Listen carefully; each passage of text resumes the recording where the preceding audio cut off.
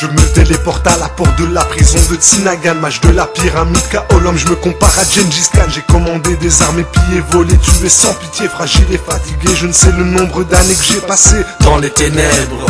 Les jours ont effacé inexorablement le visage du geôlier. Un jaguar occupant le temps et l'espace d'une autre cellule me fait face. Son regard me terrasse, sur place mon sang se glace. Je fais volte-face, les images sans tasser se ressassent dans ma mémoire. Prisonnier du temps, prisonnier du moment, un moment d'égarement me voilà plongé dans les abîmes du silence et du néant. Je gaspille des nuits entières à me rappeler mais enfoute les années en prenant possession de ce que j'ai, ce qui m'appartenait par cette lettre et tracer l'écrit par la loi, scellé et accompli. Car j'agence les lettres, comme dans l'univers les éléments chimiques créent des planètes, empruntent un labyrinthe.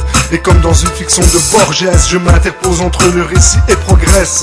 Me perds dans ce monde qui n'a pas de père, où la plupart n'ont point de repère. Un monde voilé est prêt à se dévoiler. J'éteins toutes ces télés pour replonger dans le passé. Esclave en réalité du mental dégénéré. J'ai mis en bouteille l'océan, mais à présent un empire s'étend. D'Aristarque, de Samos au royaume d'Alexandre le Grand. Voyage à travers le temps, fixant scrutant le centre du cadran immobile. À l'inverse de mon être en perpétuel mouvement, j'imagine la totalité d'un monde dans une coquille, un temps sublime. Le point qui contient tous les points dans ma cellule culmine.